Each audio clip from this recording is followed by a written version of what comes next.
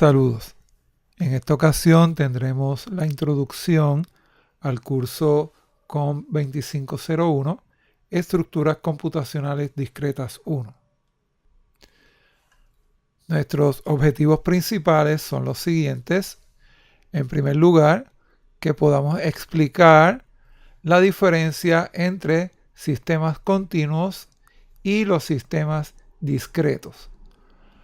Nuestro próximo objetivo también es explicar, y en esta ocasión, cuál es la importancia del estudio de matemáticas discretas en las ciencias de cómputos, que es nuestra área de especialidad.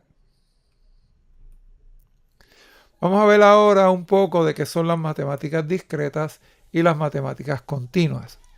Cuando nosotros estamos trabajando con matemáticas discretas, vamos a estar trabajando con objetos que podemos contar o que son sistemas en los que podemos conseguir valores entre los cuales no hay otros valores.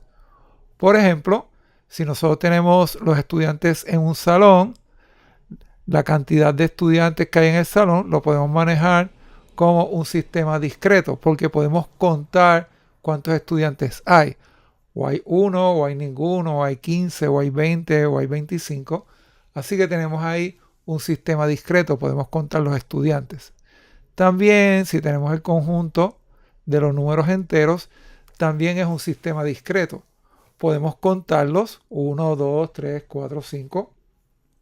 Y aunque el conjunto es de tamaño infinito, podemos de todas formas contar los valores que tenemos en ese sistema, en los números enteros. Además de eso, podemos conseguir valores entre los cuales no hay otros valores. Por ejemplo, tenemos 1, 2, 3, 4, 5, etc. Entre el 1 y el 5 tenemos valores porque tenemos el 2, el 3 y el 4. Pero entre el 2 y el 3 no hay otro número entero. Entre el 3 y el 4 tampoco hay otro número entero.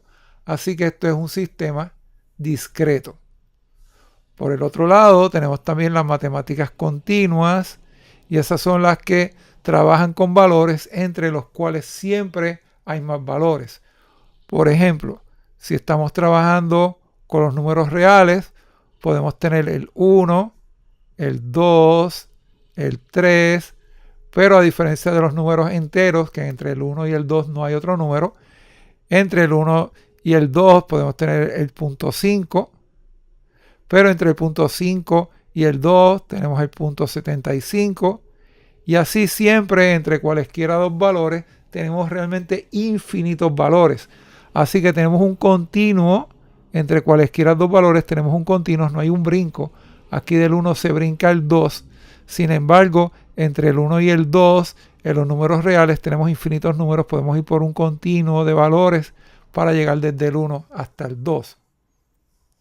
Otro ejemplo que tenemos es un reloj de aguja. Si nosotros tenemos un reloj de aguja, cuando se está moviendo cualquiera de ellas, el minutero, por ejemplo, siempre, aquí está, por ejemplo, apuntando, vamos a decir, a la 1, aquí está apuntando, por ejemplo, a las 3, pero entre la 1 y la 3 y el 3, la aguja se va moviendo de forma continua, no brinca del 1 al 3. Sí tenemos algunos relojes que son eléctricos o electrónicos que vamos a ver un brinco, pero por ejemplo en un reloj de cuerda, la aguja se va moviendo y el movimiento es un continuo, no desaparece el 1 y aparece en el 2 o desaparece el 2 y aparece en el 3. Así que cuando tenemos relojes de aguja, como los relojes de cuerda, esa hora también es un continuo. Claro, nosotros no decimos que son las 2 con 5 minutos 17.28, 94, 86 segundos, sino que los aproximamos, pero todos esos infinitos valores son posibles porque se mueve de forma continua entre un valor y el otro. Las estructuras computacionales discretas, con lo que vamos a estar trabajando en este curso, describen conceptos de matemáticas que son bien importantes en el área de computación, en las ciencias de computadora, y nos ayudan, entre otras cosas, a manejar estructuras de datos, En el curso de estructura de datos vamos a trabajar con diferentes formas de almacenar los datos con los que trabajamos en los programas.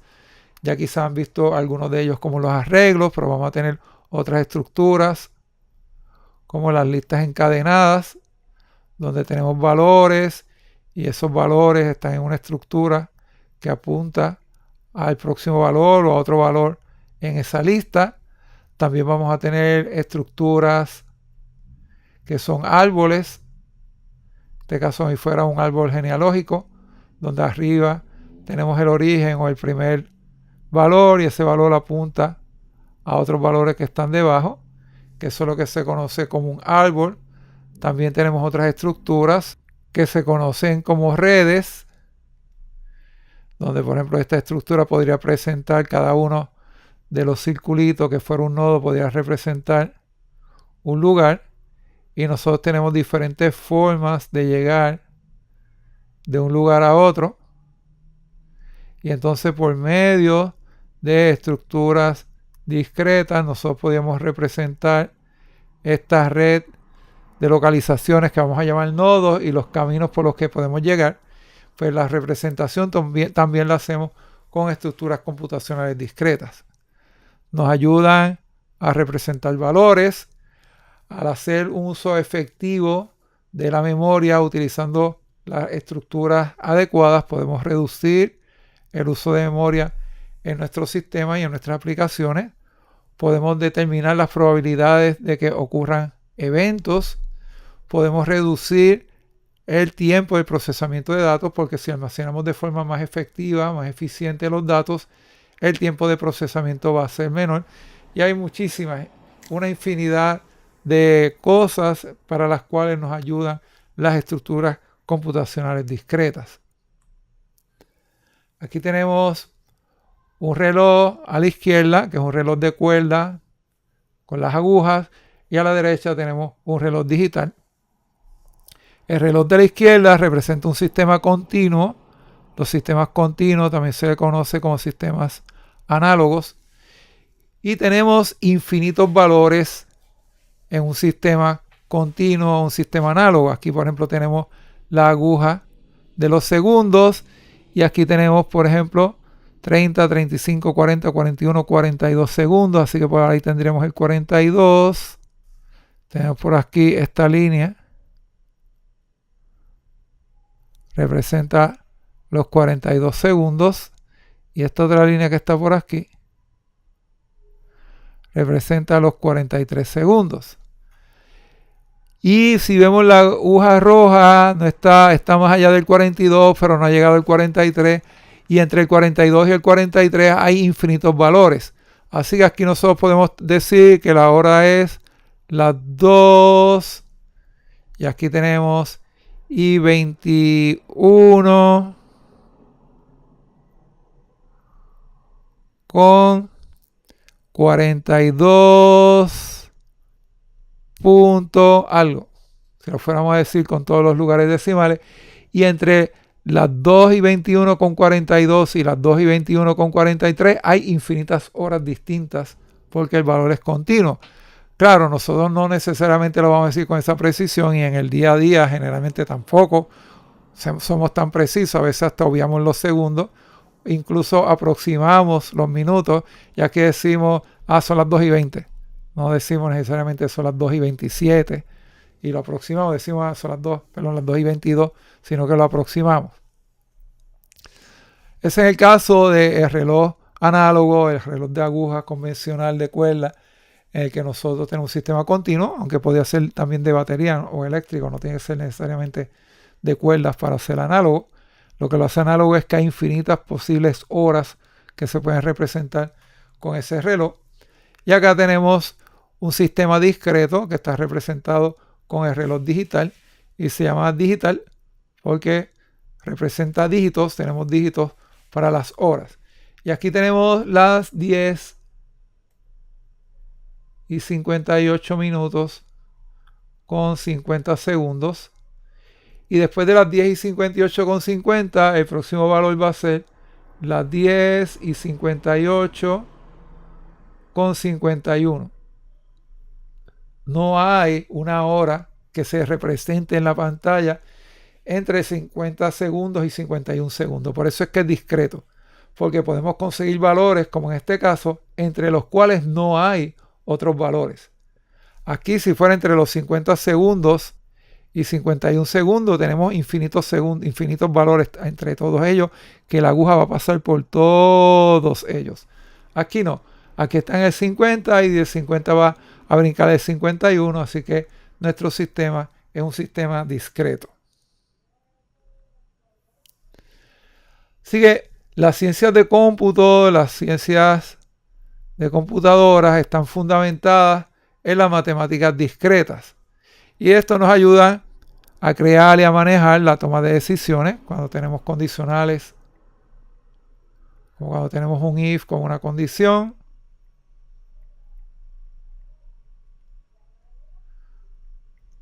Tenemos sistemas discretos, la condición o es cierta o es falsa.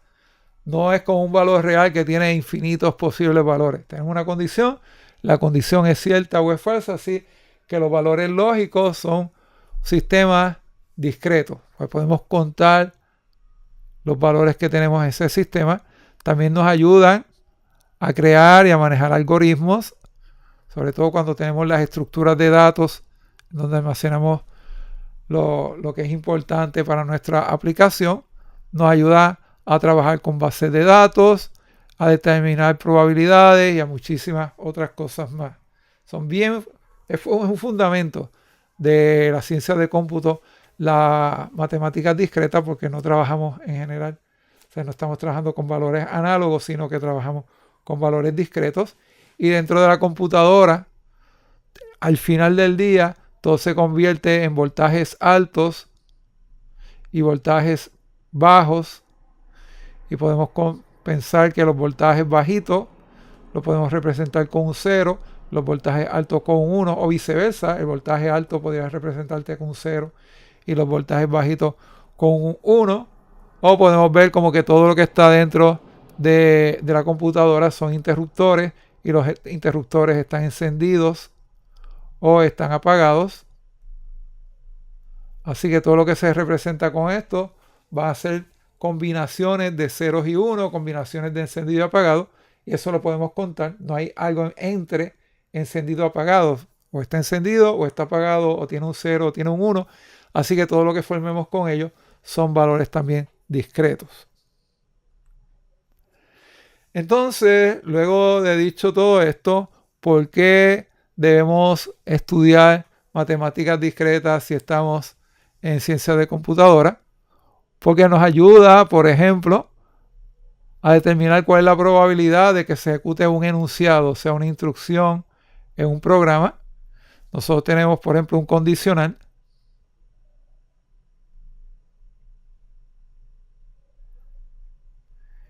Y dentro de ese condicional tenemos otro condicional.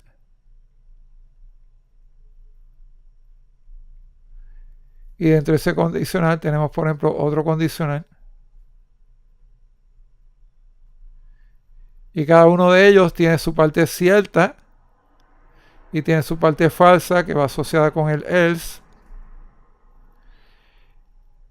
La matemática discreta nos ayuda a determinar la probabilidad de que se ejecute una instrucción o una sección de código en particular, lo cual es importante si nosotros queremos mejorar la eficiencia de nuestros programas.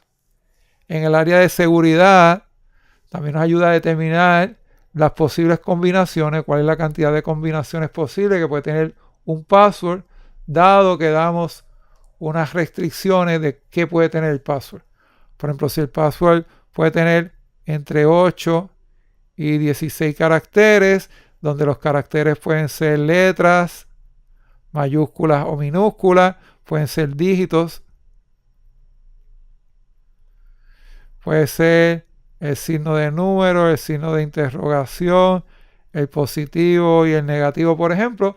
Pues conociendo las restricciones que tiene, podemos determinar cuántas posibles combinaciones puede tener un password con esas características, y en base a eso podemos tener una idea de cuán fuerte o cuán débil pueden ser los passwords que se pueden formar. Por eso es que en ocasiones cuando usted está creando un password para una de sus cuentas, le sale un mensaje que le dice que su password es débil, es regular o es un password fuerte. Mientras más cantidad de letras, caracteres y combinaciones de dígitos, letras, mayúsculas y minúsculas usted tiene, más difícil o menos probable es que puedan adivinar su password. También las matemáticas discretas nos ayudan a probar si un algoritmo es más eficiente que otro. Y eso es bien importante. No es lo mismo usted procesar una imagen en 1 milisegundo que procesarla en 2 segundos. Imagínese que usted está haciendo una animación, un juego de video donde hay movimiento y que los cómputos que usted realiza se tardan tanto y tanto tiempo que usted no puede actualizar las imágenes a la velocidad que se necesita. Y entonces usted ve como que la imagen brinca o tiene lo que le decimos lagging, un retraso y la animación se ve horrible. Así que necesitamos tener algoritmos que sean bien eficientes y las matemáticas discretas nos ayudan a determinar cuál de los algoritmos es más eficiente. Si nosotros, por ejemplo, tenemos rutas, queremos llegar desde el punto A hasta el punto B y tenemos muchos sitios por donde podemos pasar que están interconectados.